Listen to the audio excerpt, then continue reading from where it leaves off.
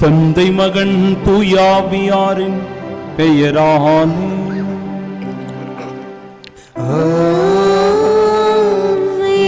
நம் ஆண்டவராகிய இயேசு கிறிஸ்துவின் அருளும் கடவுளின் அன்பும் தூயாவியாரின் நட்புறவும் உங்கள் அனைவரோடும் இருப்பதாக.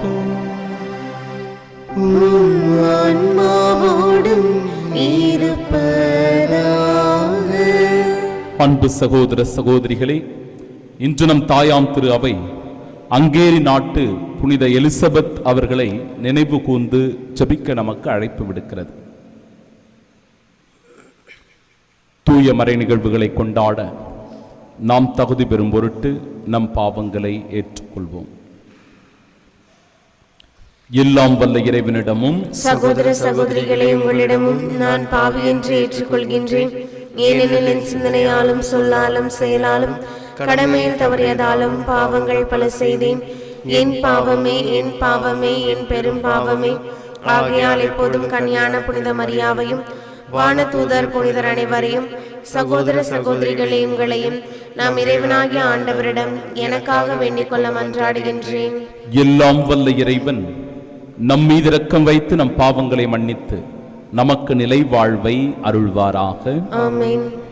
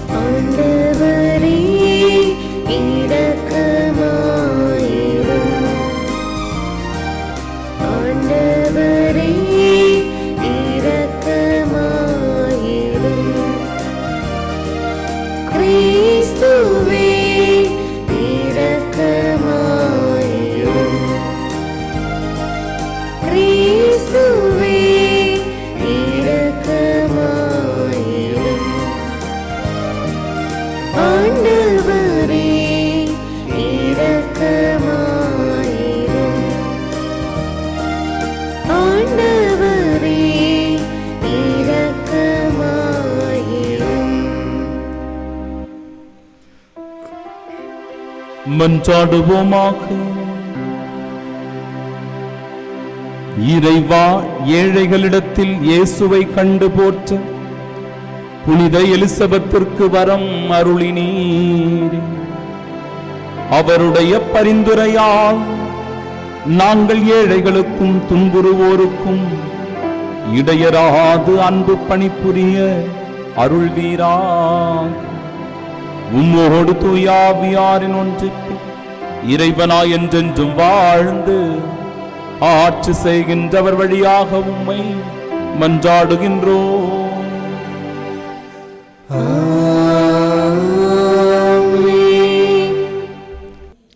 உலகை படைத்தவரே உங்களுக்கு உயிரையும் மூச்சையும் மீண்டும் கொடுப்பார். மக்கபேயர் 2ஆம் நூலிலிருந்து வாசகம். அதிகாரம் 7, இறை வார்த்தைகள் 1 மற்றும் 20 முதல் 31 முடிய. அந்நாட்களில் சகோதரர்கள் 7 அவர்களுடைய தாயும் கைது செய்யப்பட்டார்கள். சாட்டைகளாலும் வார்களாலும் அடிக்கப்பட்டு சட்டத்துக்கு முரணாக பன்றி இறைச்சியை உண்ணும்படி மன்னனால் கட்டாயப்படுத்தப்பட்டார்கள். எல்லாருக்கும் மேலாக அவர்களுடைய தாய் மிகவும் போற்றுதற்குரியவர், பெரும் புகழுக்குரியவர். ஒரே நாளில் தம் 7 மைந்தர்களும் கொல்லப்பட்டதை அவர் கண்டபோதிலும் ஆண்டவர் மீது கொண்டிருந்த நம்பிக்கையால் அவை அனைத்தையும் மிக துணிவோடு தாங்கிக் கொண்டார். அவர்கள் ஒவ்வொருவருக்கும் தாய்மொழியில் அறிவுரை கூறினார். பெருந்தன்மை நிறைந்தவராய் பெண்ணுக்குரிய பண்பையும் ஆணுக்குரிய துணிவையும் இணைத்து அவர்களிடம், நீங்கள் என் வயிற்றில் எவ்வாறு உருவானீர்கள் என நான் அறிவேன். உங்களுக்கு உயிரும் மூச்சும் அளித்ததும் நான் அல்ல, உங்களுடைய உள்ளுறுப்புகளை ஒன்று சேர்த்ததும் நான் அல்ல. உலகை படைத்தவரே, மனித இனத்தை உருவாக்கியவர், எல்லா பொருள்களையும் உண்டாக்கியவர். அவரே தம் இரக்கத்தினால் உங்களுக்கு உயிரையும் மூச்சையும் மீண்டும் கொடுப்பார். ஏனெனில் அவருடைய சட்டங்களை முன்னிட்டு நீங்கள் இப்போது உங்களையே பொருட்படுத்துவதில்லை என்றார். தாம் இகழப்படுவதாக அந்தியோக்கு நினைத்தான். அந்த தாயின் கூற்றில் ஏளனம் இருப்பதாக ஐயமுற்றான். எல்லாருக்கும் இளைய சகோதரர் இன்னும் உயிரோடு இருக்க கண்டு, உன் மூதாதையரின் பழக்க வழக்கங்களை நீ கைவிட்டு விட்டால் உன்னை செல்வனாகவும் பிற அழுக்காறு கொள்ளும் வகையில் உயர்ந்தவனாகவும் ஆக்குவதோடு என் நண்பனாகவும் ஏற்றுக்கொண்டு உனக்கு உயர்பதி வழங்குவேன் என்று சொன்னது மட்டுமின்றி உறுதியும் கூறி ஆணையிட்டான். அவ்விளைஞர் மன்னனின் சொற்களுக்கு சிறிதும் செவிசாய்க்காததால் அவருடைய தாயை அவன் தன்னிடம் அழைத்து அந்த இளைஞர் தம்மையே காத்து கொள்ளும்படி அறிவுரை கூறுமாறு வேண்டினான். மன்னன் அவரை மிகவும் வேண்டிக் கொண்டதனால் அந்த தாய் தம் மகனை இணங்க வைக்க இசைந்தார். ஆனால் அந்த கொடுங்கோலனை ஏளனம் செய்தவராய் அவர் தம் மகன் பக்கம் குனிந்தவாறு தம் தாய்மொழியில், மகனே, என் மீது இரக்கம் கொள். 9 மாதம் உன்னை என் வயிற்றில் சுமந்தேன். 3 ஆண்டு உனக்கு பாலூட்டி வளர்த்தேன். இந்த வயது வரை உன்னை பேணி காத்து வந்துள்ளேன். குழந்தாய், உன்னை நான் வேண்டுவது, விண்ணையும் மண்ணையும் பார், அவற்றில் உள்ள அனைத்தையும் உற்று நோக்கு. கடவுள் இவை அனைத்தையும் ஏற்கனவே இருந்தவற்றிலிருந்து உண்டாக்கவில்லை. இவ்வாறு மனித இனமும் தோன்றிற்று என்பதை அறிந்து கொள்வாய். இக்கொலைஞனுக்கு அஞ்சாதே, ஆனால் நீ உன் சகோதரர்களுக்கு ஏற்றவன் என மெய்ப்பித்து காட்டு. இறைவனின் இரக்கத்தால் உன் சகோதரர்களோடு உன்னையும் நான் திரும்ப பெற்றுக்கொள்ளும்படி இப்போது சாவை ஏற்றுக்கொள் என்று சொல்லி ஊக்கமூட்டினார். தாய் பேசி முடிப்பதற்குள் அந்த இளைஞர் பின்வருமாறு கூறினார். எதற்காக நீங்கள் காத்து கொண்டிருக்கிறீர்கள்? மன்னனின் கட்டளைக்கு நான் கீழ்ப்படிய மாட்டேன். மோசே வழியாக எங்கள் மூதாதையருக்கு கொடுக்கப்பட்ட திருச்சட்டத்தின் கட்டளைகளுக்கே கீழ்ப்படிவேன். எபிரேயருக்கு எதிராக எல்லா வகை துன்பங்களையும் திட்டமிட்ட நீ கடவுளின் கைக்கு தப்ப மாட்டாய் என்றார். ஆண்டவரின் அருள்வாக்கு. இறைவனுக்கு நன்றி. பதிலுரை பாடல். பல்லவி. நானோ விழித்தெழும்போது உம் உருவம் கண்டு நிறைவடைவேன். நானோ விழித்தெழும்போது உம் உருவம் கண்டு நிறைவடைவேன். ஆண்டவரே, என் வழக்கின் நியாயத்தை கேட்டருளும். என் வேண்டுதலை உற்று கேளும். வஞ்சகமற்ற உதட்டினின்று எழும் என் மன்றாட்டுக்கு செவிசாய்த்தருளும். பல்லவி. நானோ விழித்தெழும்போது உம் உருவம் கண்டு நிறைவடைவேன். என் நடத்தை உம் பாதைகளில் அமைந்துள்ளது. என் காலடிகள் உம் வழியினின்று பிறழவில்லை. இறைவா, நான் உம்மை நோக்கி கூப்பிடுகின்றேன், ஏனெனில் நீர் எனக்கு பதிலளிப்பீர். என் பக்கம் உம் செவியை திருப்பியருளும். என் விண்ணப்பத்திற்கு செவிசாய்த்தருளும். பல்லவி. நானோ விழித்தெழும்போது உம் உருவம் கண்டு நிறைவடைவேன். உமது கண்ணின் மணி என என்னை காத்தருளும். உம்முடைய சிறகுகளின் நிழலில் என்னை மூடிக்கொள்ளும். நானோ நேர்மை நிலைத்திருந்து உமது முகம் காண்பேன். விழித்தெழும்போது உமது உருவம் கண்டு நிறைவு பெறுவேன். பல்லவி. நானோ விழித்தெழும்போது உம் உருவம் கண்டு நிறைவடைவேன்.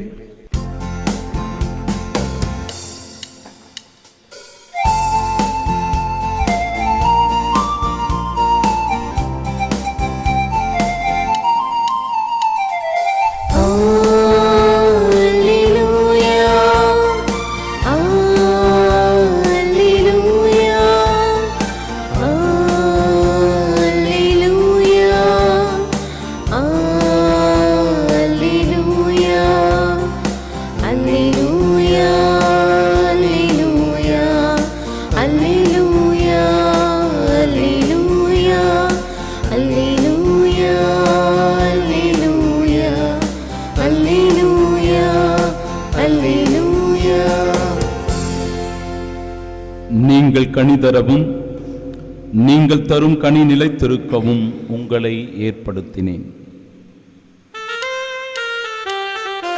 அல்லேலூயா, அல்லேலூயா, அல்லேலூயா, அல்லேலூயா.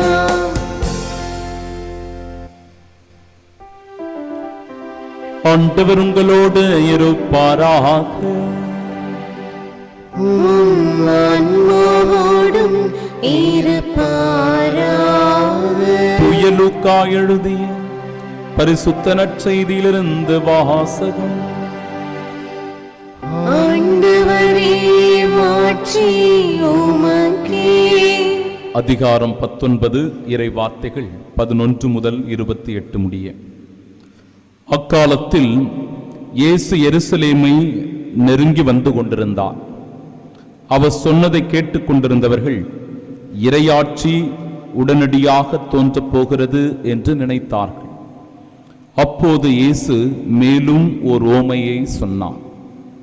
உயர் குடிமகன் ஒருவர் ஆட்சி உரிமை பெற்று வர தொலைநாட்டிற்கு போக புறப்பட்டார். அப்போது அவர் தம் பணியாளர்கள் 10 பேரை அழைத்து 10 மினாக்களை அவர்களிடம் கொடுத்து அவர்களை நோக்கி, நான் வரும் வரை இவற்றை வைத்து வாணிகம் செய்யுங்கள் என்று சொன்னார். அவருடைய குடிமக்களோ அவரை வெறுத்தனர். எனவே இவர் அரசராக இருப்பது எங்களுக்கு விருப்பமில்லை என்று சொல்லி தூது அனுப்பினர். இருப்பினும் அவர் ஆட்சி உரிமை பெற்று திரும்பி வந்தார். பின்னர் தம்மிடம் பணம் வாங்கியிருந்த பணியாளர் ஒவ்வொருவரும் ஈட்டியது எவ்வளவு என்று அறிய அவர் அவர்களை கூப்பிட்டு அனுப்பினார். முதலாம் பணியாளர் வந்து, ஐயா, உமது மினாவை கொண்டு 10 மினாக்களை சேர்த்துள்ளேன் என்றார். அதற்கு அவர் அவரிடம், நன்று, நல்ல பணியாளரே, மிக சிறிய பொறுப்புகளில் நம்பிக்கைக்குரியவராயிருந்தீர். எனவே 10 நகர்களுக்கு அதிகாரியாயிரும் என்றார். இரண்டாம் பணியாளர் வந்து, ஐயா, உமது மினாவை கொண்டு 5 மினாக்களை ஈட்டி உள்ளேன் என்றார். அவர், எனவே நீர் 5 நகர்களுக்கு அதிகாரியாயிரும் என்று அவரிடமும் சொன்னார். வேறொருவர் வந்து, ஐயா, இதோ உமது மினா, ஒரு கைக்குட்டையில் முடிந்து வைத்திருந்தேன். ஏனெனில் நீர் கண்டிப்புள்ளவர் என்று உமக்கு அன்று இப்படி செய்தேன். நீர் வைக்காததை எடுக்கிறவர், நீர் விதைக்காததை அறுக்கிறவர் என்றார். அதற்கு அவர் அவரிடம், பொல்லாத பணியாளே, உன் வாய்ச்சொல்லைக் கொண்டே உனக்கு தீர்ப்பிடுகிறேன். நான் கண்டிப்பானவன், வைக்காததை எடுக்கிறவன், விதைக்காததை அறுக்கிறவன் என உனக்கு தெரியும் அல்லவா? அப்படியானால் ஏன் என் பணத்தை வட்டிக்கடையில் கொடுத்து வைக்கவில்லை? நான் வந்து அதை வட்டியோடு சேர்த்து பெற்றிருப்பேனே என்றார். பின்பு அருகில் நின்றவர்களிடம், அந்த மினாவை அவனிடமிருந்து எடுத்து 10 மினாக்கள் உள்ளவருக்கு கொடுங்கள் என்றார். அதற்கு அவர்கள், ஐயா, அவரிடம் 10 மினாக்கள் இருக்கின்றனவே என்றார்கள். அவரோ, உள்ளவர் எவருக்கும் கொடுக்கப்படும், இல்லாதோரிடமிருந்து உள்ளதும் எடுக்கப்படும் என உங்களுக்கு சொல்லுகிறேன் என்றார். மேலும் அவர், நான் அரசனாக இருப்பதை விரும்பாத என் பகைவர்களை இங்கு கொண்டு வந்து என் முன் படுகொலை செய்யுங்கள் என்று சொன்னார். இவற்றை சொன்ன பின்பு இயேசு அவர்களுக்கு முன்பு எருசலேமுக்கு புறப்பட்டு சென்றார்.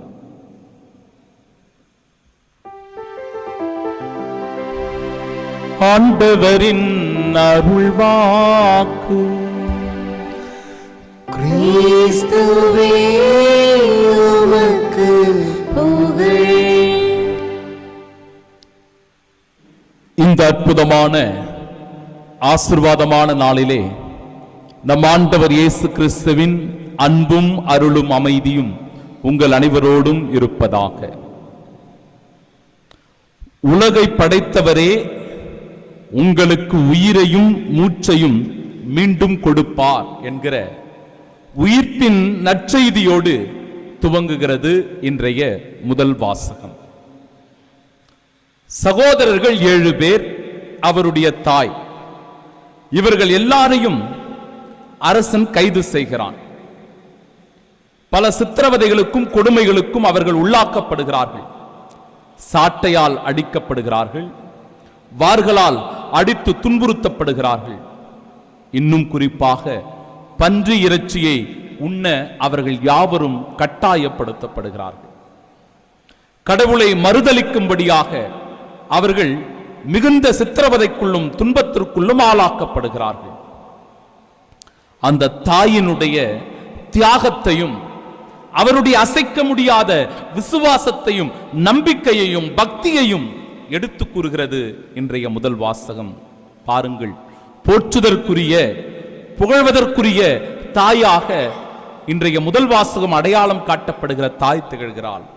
ஏனென்றால் ஒரே நாளில் தம் 7 பிள்ளைகளும் கொல்லப்பட்ட போதிலும் ஆண்டவர் மீது கொண்ட அசைக்க முடியாத அந்த நம்பிக்கையினால் அனைத்தையும் அவர் துணிவோடு தாங்கிக் கொண்டார் என்று சொல்லுகிறது இறைவார்த்தை.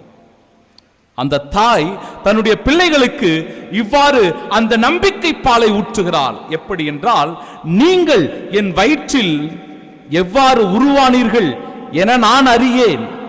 உங்களுக்கு உயிரும் மூச்சும் அளித்தது நான் அல்ல, இந்த உலகத்தை படைத்தவரே என்று சொல்லும்போது அதுதான் விசுவாசத்தினுடைய ஊற்றாக அமைந்திருக்கிறது. அந்த விசுவாசத்தின் அடிப்படையிலேயே 7 பேரும் தன் தாயினுடைய சொல் பேச்சு கேட்டு கடவுளுக்கு சாட்சியாக மரிப்பதை இந்த இறைவார்த்தை நமக்கு சொல்லுகிறது. ஒரே ஒரு மகன் உயிருக்காக போராடி கொண்டிருக்கிறான். அந்த இளைய மகன், அவனிடத்தில் ஆசாபாசங்களை காட்டுகிறார்கள் அந்த அதிகாரிகள். குறிப்பாக அவர்கள் இவ்வாறு சொல்லுகிறார்கள், நீங்கள் உங்களுடைய அந்த மூதாதையருடைய பழக்க வழக்கங்களை மறுதலித்து அவற்றையெல்லாம் கைவிட்டு விட்டால் நான் உனக்கு செல்வ வளங்களை கொடுப்பேன், பதவியையும் அதிகாரத்தையும் கொடுப்பேன், உன்னை உயர்ந்தவனாக மிக உயரிய இடத்திலே வைப்பேன் என்று சொல்லி இறுதியாக நான் உன்னை என் நண்பனாகவும் ஏற்றுக்கொள்வேன். ஆனால் நீ உன்னுடைய மூதாதையருடைய பழக்க வழக்கங்களை விட்டுவிட வேண்டும், நீ விசுவாசித்திருக்கிற அந்த விசுவாசத்தை கைவிட வேண்டும் என்று சொல்லுகிறார். அப்பொழுது அந்த தாய் தன்னுடைய மகனை பார்த்து இவ்வாறு சொல்லுகிறாளாம், மகனே, என் மீது நீர் இரக்கம் கொள். 9 மாதம் உன்னை என் வயிற்றிலே சுமந்தேன், 3 ஆண்டுகள் உன்னை பாலூட்டி வளர்த்தேன், இந்த வயது வரை உன்னை பேணி காத்து வந்துள்ளேன். குழந்தாய், நான் உன்னை வேண்டுவது இதுதான் என்று சொல்லி விண்ணையும் மண்ணையும் உண்டாக்கிய இறைவனை பார், உன் சகோதரர்களோடு உன்னையும் நான் திரும்ப பெற்றுக் கொள்ளும்படி இப்பொழுது நீ சாவை ஏற்றுக்கொள் என்று சொல்கிறார் அந்த வீரத்தாய். என் அன்பிற்குரியவர்களே, அவள் உண்மையாகவே வீரத்தாய். ஒரு நாள் நிச்சயம் இதோ இறந்திருக்கிற அந்த சகோதரர்கள் உயிர்த்தெழுவார்கள். என் அன்பு மகனே, நீயும் அந்த சகோதரர்களோடு உயிர்த்தெழுவாய் என்கிற நம்பிக்கையிலே உன்னுடைய உயிரை கடவுளுக்காக அர்ப்பணித்து விடு. அதுதான் நான் உன்னை பெற்றெடுத்ததற்கும் பாலூட்டி வளர்த்ததற்கும் அர்த்தமுள்ளதாக இருக்கும் என்று சொல்லி வீரப்பாலை ஊட்டுகிறாள், நம்பிக்கை பாலை ஊட்டுகிறாள் அந்த வீரத்தாய் இன்றைய முதல் வாசகத்தில். அப்பொழுது அந்த மகனும் தன்னுடைய தாயினுடைய முழுமையான சொல் பேச்சுக்கு கேட்டவனாய் கடவுளுக்கே நான் கீழ்ப்படிவேன் என்று சொல்லி தன்னை கையளிப்பதை பார்க்க, ஆழமான விசுவாசம், அசைக்க முடியாத நம்பிக்கை. என் அன்பிற்குரியவர்களே, இன்றைய நாளில் அந்த 10 வினாக்களை பெற்ற மனிதர்களை பாருங்கள். உள்ளவர் எவருக்கும் கொடுக்கப்படும், இல்லாதோரிடமிருந்து உள்ளதும் எடுக்கப்படும் என்று சொல்லி நன்று நம்பிக்கைக்குரிய நல்ல பணியாளரே, சிறிய பொறுப்புகளில் நம்பிக்கைக்குரியவராயிருந்தீர், எனவே உன்னை பெரிய பொறுப்புகளில் அமர்த்துவேன் என்று சொல்லி கடவுளுடைய மாட்சியில் பங்கு பெறுகின்ற பாக்கியத்தை பெற்றவர்களாகவே இன்றைய முதல் வாசகத்தில் வாசிக்கப்பட்ட அந்த 7 சகோதரர்களும் தாயும் இருக்கிறார். அதற்கு இணையாகவே இன்றைய நாளினுடைய புனிதையும் கொஞ்சமும் சளைக்கவில்லை விசுவாசத்தில். அங்கேரி நாட்டு எலிசபெத் அவர்கள், அன்பிற்குரியவர்களை சிந்தித்து பாருங்கள், 14 வயதிலேயே அவருக்கு திருமணம் முடிந்து விடுகிறது. 20 வயதில் அவர் விதவையாகிறார். 14 வயதில் திருமணம், 20 வயதிலேயே அவர் விதவையாகிறார். சிலுவை போருக்காக தன்னுடைய கணவனை அனுப்புகிற போது அந்த வழியிலேயே காய்ச்சலாய் படுத்து கிடந்து உயிர் விடுகிறார் லூயிஸ் என்கிற அவருடைய கணவன். அந்த இறப்புக்கு பிறகு அதை தாங்கிக் கொள்ள முடியாதவள் இவ்வாறு அந்த வார்த்தைகளை சொன்னதாக குறிப்பிட்டு சொல்லுகிறார்கள். அவர் இறந்து விட்டார், அதாவது என் கணவர் இறந்து விட்டார், இந்த உலகமே எனக்கு இறந்தது போல் இருக்கிறது என்று சொன்னாலாம் இந்த அற்புதமான சகோதரி.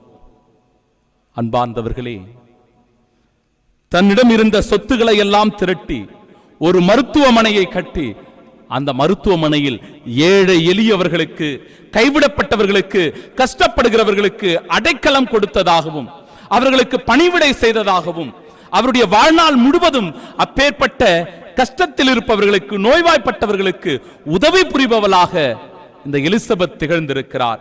எனவேதான் தாயாம் திரு அவை 1235ஆம் ஆண்டு இவருக்கு புனிதர் பட்டம் வழங்கி இருக்கிறது. ஏனென்றால் அந்த மருத்துவமனையில் இருந்த பல பேர் நம்ப முடியாத அளவிற்கு கடவுளுடைய குணப்படுத்துதலை, சுகப்படுத்துதலை அவர்கள் பெற்றுக் கொண்டிருக்கிறார்கள். இதற்கு அறிவியல் பூர்வமான ஆய்வுகள் நிரூபிக்கப்பட்டிருக்கிறது. எனவேதான் இந்த நாளில் இந்த புனிதையை நாம் நினைவு கூறுகிறோம்.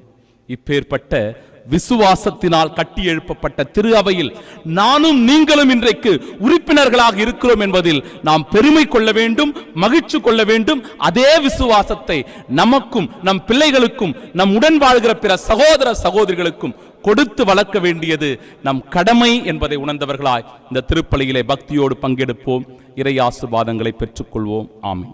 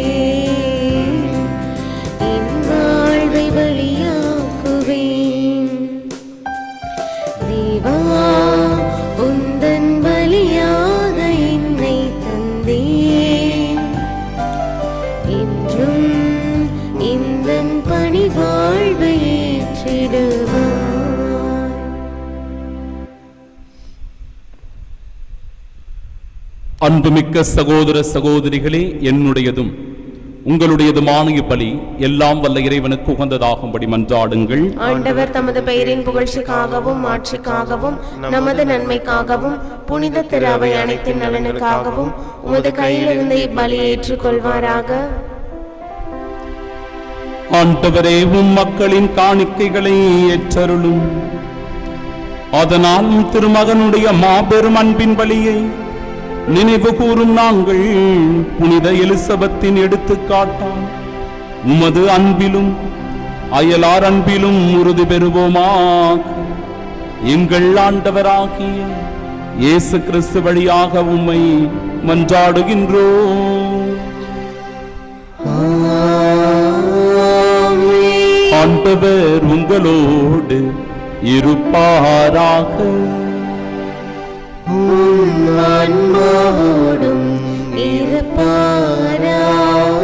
இதயங்களை மேலே எழுப்புங்கள். ஆண்டவரிடம் எழுப்பியுள்ளோம். நம் இறைவனாகிய ஆண்டவருக்கு நன்றி கூறுவோம். அது தகுதியும் நீதியுமானதே. ஆண்டவரே, தூயவரான தந்தையே, என்றுமுள்ள எல்லாம் வல்ல இறைவா, என்னாலும் எவ்விடத்திலும் நாங்கள் உமக்கு நன்றி செலுத்துவது மெய்யாகவே தகுதியும் நீதியுமாகும், எங்கள் கடமையும் மீட்புக்குரிய செயலுமாகும். ஏனெனில் பாவப் பழியால் வெகு தொலைவில் அகன்றிருந்த உம் பிள்ளைகளை உம் திருமகனின் இரத்தத்தாலும் தூய ஆவியாரின் வல்லமையாலும் உம்மோடு மீண்டும் ஒன்றிணைக்க திருவுளமானி. இவ்வாறு உம் மக்கள் மூவரு கடவுளின் ஒன்றிப்பால் ஒன்றிணைக்கப்பட்டு கிறிஸ்துவின் உடலும் தூய ஆவியாரின் கோவிலுமான திரு அவையாக திகழச் செய்தி. இதனால் பல்வகையில் வெளிப்படும் உமது ஞானத்தை புகழச் செய்தி. ஆகவே வானகத் தூதர் திரளோடு ஒன்று சேர்ந்து நாங்களும் உம்மை புகழ்ந்தேத்தி மகிழ்ச்சியுடன் அறிக்கையிட்டு சொல்லுவதாவது: தூயவர் தூயவர் தூயவர், வான் படைகளின் கடவுளாம் ஆண்டவர். விண்ணகமும் மன்னகமும் உமது மாட்சியால் நிறைந்துள்ளன. உன்னதங்களிலே ஓசன்னா. ஆண்டவர் பெயரால் வருகிறவர் ஆசி பெற்றவர். உன்னதங்களிலே ஓசன்னா. ஆண்டவரே, நீர்மையாகவே தூயவர், தூய்மை அனைத்திற்கும் ஊற்று. ஆகவே உம்முடைய ஆவியை பொழிந்து இக்காணிக்கைகளை தூய்மைப்படுத்த உம்மை வேண்டுகின்றோம். இவ்வாறு எங்கள் ஆண்டவர் இயேசு கிறிஸ்துவின் உடலும் இரத்தமுமாக எங்களுக்கு இவை மாறுபனவாக. அவர் பாடுபட உளம் கனிந்து தம்மை கையளித்த போது அப்பத்தை எடுத்து நன்றி செலுத்தி அதை பிட்டு தம் சீடர்களுக்கு அளித்து அவர் கூறியதாவது: அனைவரும் இதிலிருந்து பெற்று உண்ணுங்கள், ஏனெனில் இது உங்களுக்காக கையளிக்கப்படும் என் உடல்.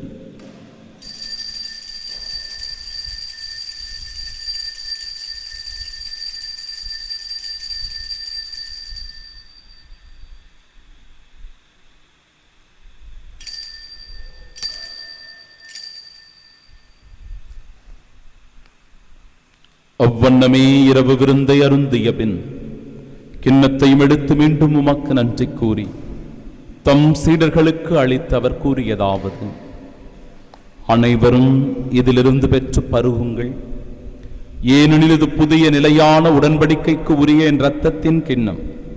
இது பாவ மன்னிப்பிற்கென்று உங்களுக்காகவும் பலருக்காகவும் சிந்தப்படும். இதை என் நினைவாகச் செய்யுங்கள்.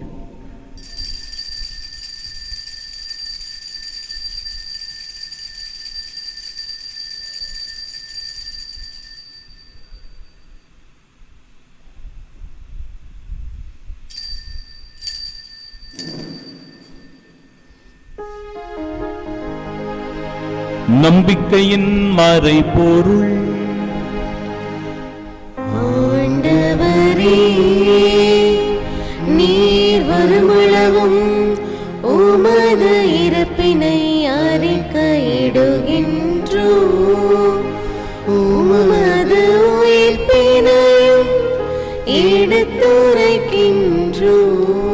ஆகவே ஆண்டவரே, நாங்கள் கிறிஸ்துவின் இறப்பினை மீட்பினையும் நினைவு கூர்ந்து வாழ்வு தருகிற இந்த அப்பத்தையும் எங்கள் வாழ்விற்கு மீட்பினை அளிக்கும் இக்கிண்ணத்தையும் ஒப்புக் கொடுக்கிறோம். திருமுனின்று மொக்கூழியம் புரிய தகுந்தவர்களாக எங்களை ஏற்றுக்கொண்டீர். எனவே மொக்க நன்றி செலுத்துகிறோம்.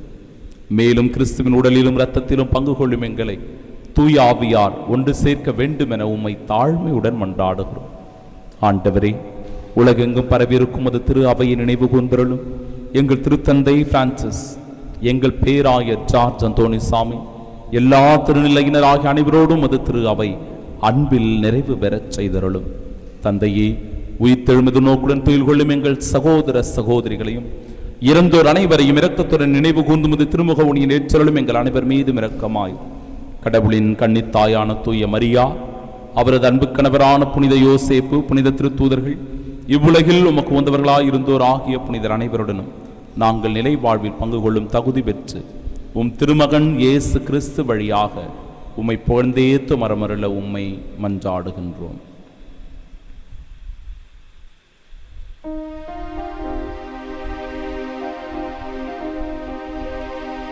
இவர் வழியாக இவரோடு இவரில் எல்லாம் வல்ல இறைவனாகிய தந்தையே, தூயாவியாரின் ஒன்றிப்பில் எல்லா புகழும் மாற்றி என்றென்றும் உமக்கு உரியதே.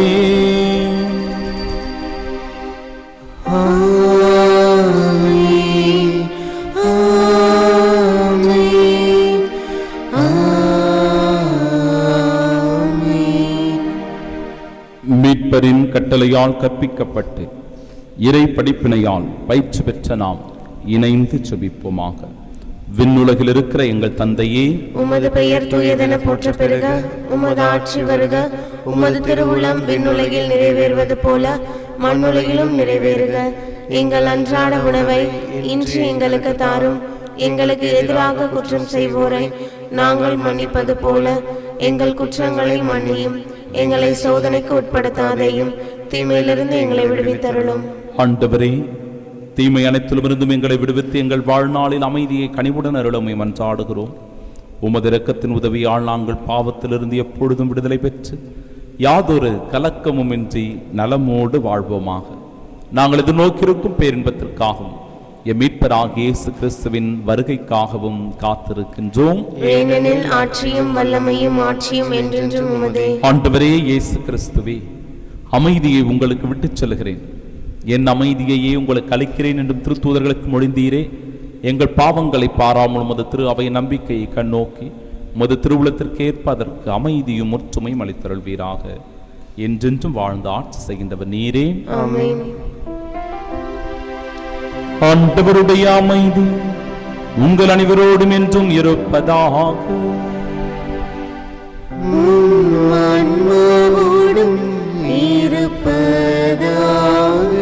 உயிர்த்த நம் ஆண்டவர் இயேசு கிறிஸ்து தருகிற அமைதியை ஒருவர் மற்றவரோடு மகிழ்ச்சியோடு பகிர்ந்து கொள்வோம்.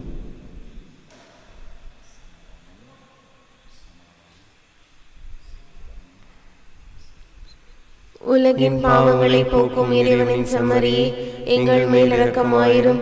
உலகின் பாவங்களை போக்கும் இறைவனின் செம்மறியே, எங்கள் மேல் இரக்கமாயிரும். உலகின் பாவங்களை போக்கும் இறைவனின் செம்மறியே, எங்களுக்கு அமைதி அளித்தருளும்.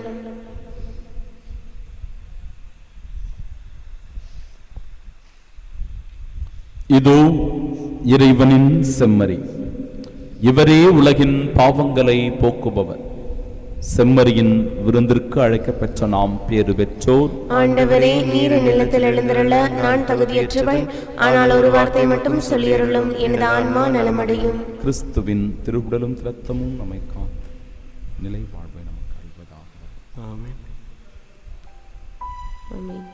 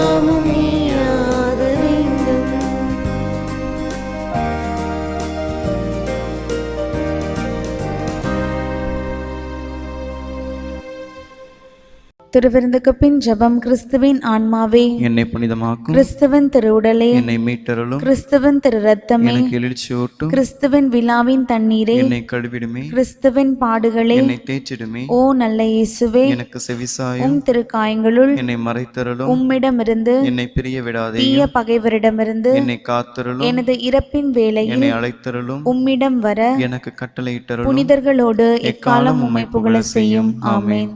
புனித யோசேப்பிடம் ஜெபம். மீட்பரின் காவலரே, புனித கன்னிமரியாவின் கணவரே வாழ்க. கடவுள் தம் ஒரே மகனை உம்மிடம் ஒப்படைத்தார். மரியா உம்மில் தம் நம்பிக்கையை வைத்தார். உம்முடன் கிறிஸ்து மனிதரானார். பேறு பெற்ற புனித யோசேப்பே, எங்களுக்கும் நீர் தந்தையாக இருக்கின்றீர் என்பதை உணரச் செய்து வாழ்க்கை பாதையில் எம்மை வழிநடத்தி அருளும். அருளையும் இரக்கத்தையும் உறுதியையும் எங்களுக்கு பெற்று தந்து எல்லா தீமைகளிலிருந்தும் எம்மை பாதுகாத்தருளும். ஆமீன். புனித சூசையப்பரே, எங்களுக்காக வேண்டிக் கொள்ளும். நீங்கள் ஒருவர் மற்றவருக்கு செலுத்தும் அன்பிலிருந்து நீங்கள் என் சீடர்கள் என்பதை எல்லாரும் அறிந்து கொள்வர் என்கிறார் ஆண்டவர். மன்றாடுவோமாக. ஆண்டவரே, புனித எலிசபெத் தளராத பக்தியுடன் உம்மை வழிபட்டு உம்மக்களுக்கு மாபெரும் அன்பு பணி புரிந்தார். எனவே தூய மறைபொருளால் ஊட்டம் பெற்ற நாங்கள் அவரின் எடுத்துக்காட்டை பின்பற்ற அருள் புரிவீராக. எங்கள் ஆண்டவராகிய இயேசு கிறிஸ்து வழியாக உம்மை மன்றாடுகின்றோம். ஆண்டவர் உங்களோடு இருப்பாராக.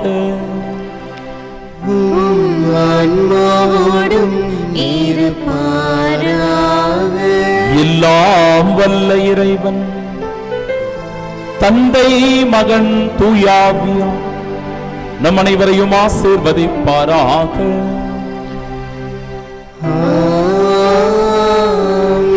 தளராத நம்பிக்கையுடன் கிறிஸ்துவுக்கு சான்று பகர சென்று வாழுவோம். வாழ்க்கை பலி தொடரட்டும். இறைவனுக்கு நன்றி.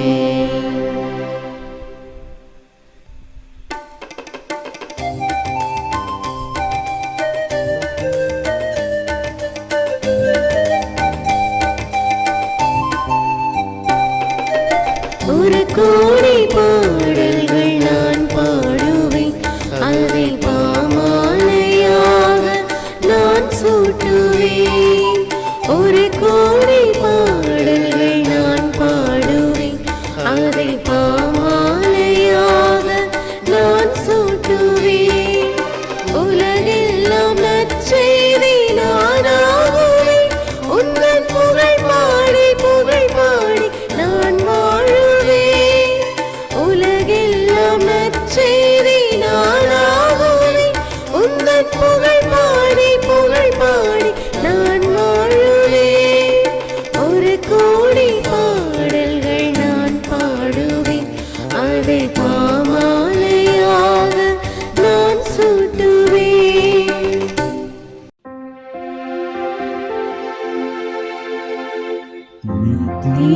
ஸ்துதிக்குரிய